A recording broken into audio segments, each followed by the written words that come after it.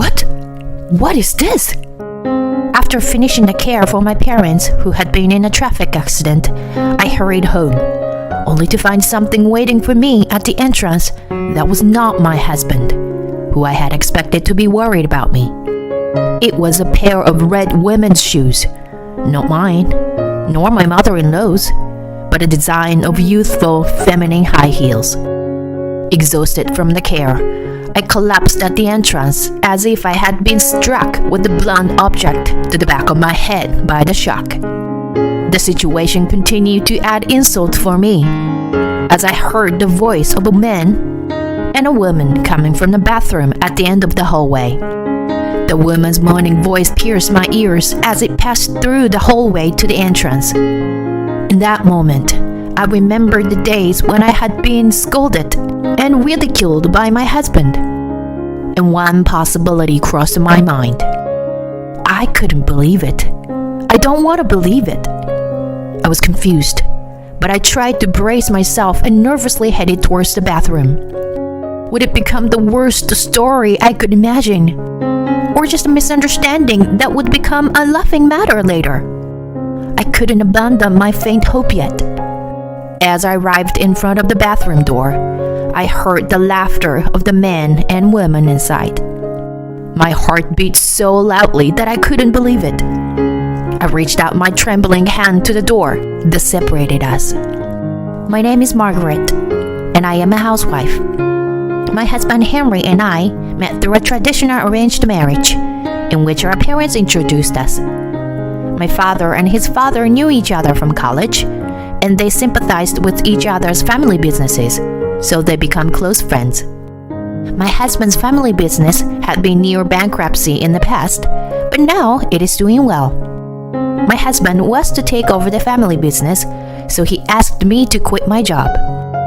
Although I liked my job, I agreed to become a housewife for him. My in-laws were also nice people, and we often had meals and went shopping together even when my husband was not around. I think we had a very good relationship with both my in-laws and my husband before we got married. However, my husband completely changed after we got married. He often came home late, and we couldn't have a decent conversation. He never apologized or explained why he was late or why he didn't contact me. I had to cook dinner every day and wait for him, not knowing if he would come home or eat outside. But when he did come home, he would complain about the food I had prepared or just ignored me. Since I was always criticized, I was always on edge while doing household chores. At first, I was just bewildered, but after several weeks of this, anger began to well up inside me. Why? Why would you do something like this? Don't you know I have taken the time and effort to make those dishes? Shut up. The ingredients were bought with my money, so it's my right. Despite my numerous protests, my husband continued to act this way. It's my money, my contribution. Don't act all high and mighty when you don't even work. He would constantly throw such words at me. Before I knew it, our conversations as a couple had almost disappeared, and every time we met, my husband would insult me. Hey, Henry, did I do something? Can you tell me why you were acting like this? Even if I asked, my husband would just ignore me. The living room was filled with a heavy and dark atmosphere that I didn't feel like newlywed. What happened to my once kind-hearted husband in such a short period of time? Even though I became a housewife at his request. I had no idea what caused my husband to change so drastically. I was exhausted from such days with my husband, and the idea of divorce had crossed my mind several times. I thought about consulting with my parents and in-laws, but I couldn't bring myself to do it, because I thought the problem might be my fault as well. I also thought that it wasn't appropriate to talk about problems between couples to our parents. Thinking that way, I couldn't talk to anyone. Besides, when I recalled the peaceful and happy days with my husband before we got married, I couldn't bring myself to divorce him. As I continued to struggle with myself, my husband continued to throw me insults. Feeling at my wits' end with such days, I began to only do the bare minimum of housework during the day and shut myself up in my room to avoid seeing my husband. I thought about going back to my parents' house, but since I had married late, I couldn't bring myself to embarrass my parents. Then, one day, I received a call from the hospital. It was to inform me that my parents had been in a traffic accident and had been taken to the hospital. I hurried to the hospital, and there were my parents, who were wearing bandages and looked painful. According to the doctor, their injuries were not life-threatening, but they would have difficulty with their daily activities for a while. Although it wasn't bad enough for a long hospitalization, both of them seemed to have hit their head. Since they had injured their legs as well, it would be better if someone in the family could take care of them. The doctors also said that if my parents wished, they could receive physical therapy at the hospital. However, I respected my parents' opinion of wanting to spend their recovery time at home instead of an unfamiliar hospital. As a result, it was decided that I would accompany them and take care of them at home. Since I had rushed out of the house when I received the call, I went home to pick up my things to stay at my parents' house. I packed the bare minimum of clothes and necessities into a carry-on bag. It seems that my husband was puzzled by my hasty departure, so he came to peek into my room. When I explained the situation to him, that I would be leaving home for a while, he said, Are you saying that you'll be taking care of your parents instead of doing housework? There is no serious health problem, is there?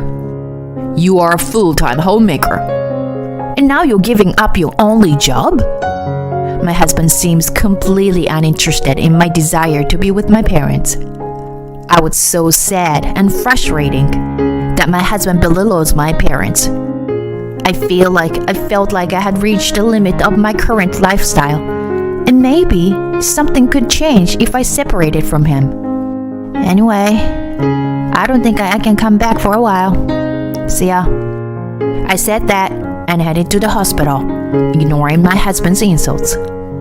Although my parents had to be hospitalized for examination, they were lucky enough to be discharged in a few days because they were otherwise healthy. Few weeks passed since the accident. Then one day, while I was continuing to take care of my parents at home, I received a call from my cousin. She said she could come and help during her long vacation from work. With my cousin's help, I returned home earlier than planned. Since my parents were good friends with my in-laws, it became a daily routine to report my parents' well-being to my mother-in-law while I was at my parents' house. I walked home while talking to my mother-in-law on the phone.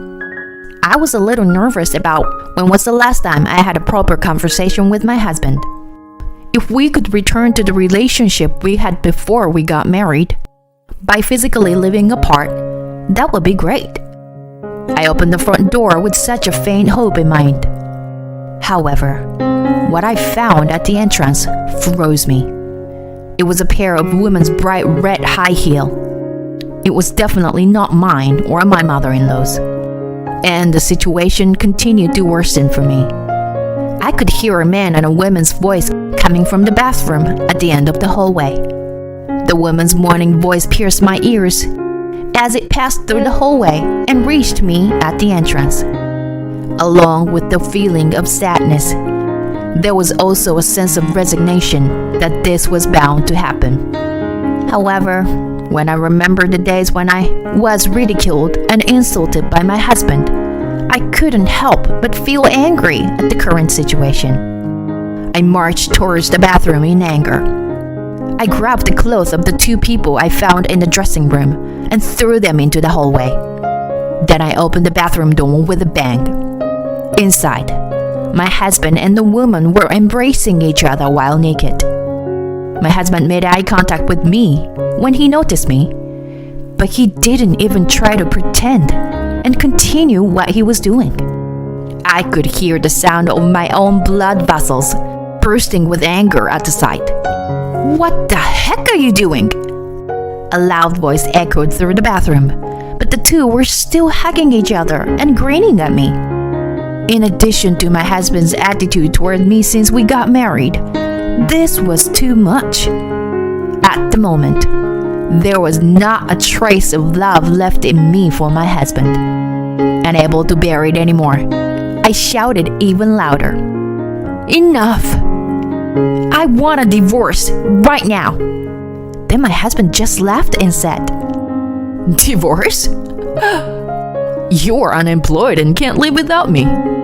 So how do you plan to survive? You're the one in trouble here.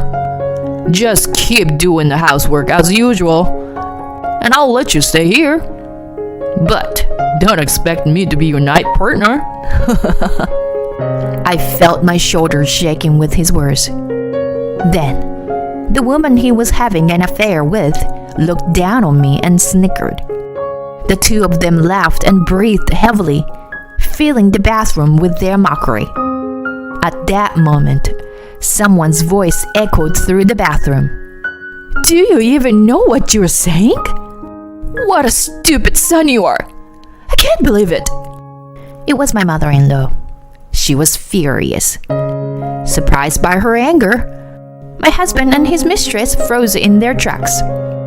Only I knew where this voice was coming from.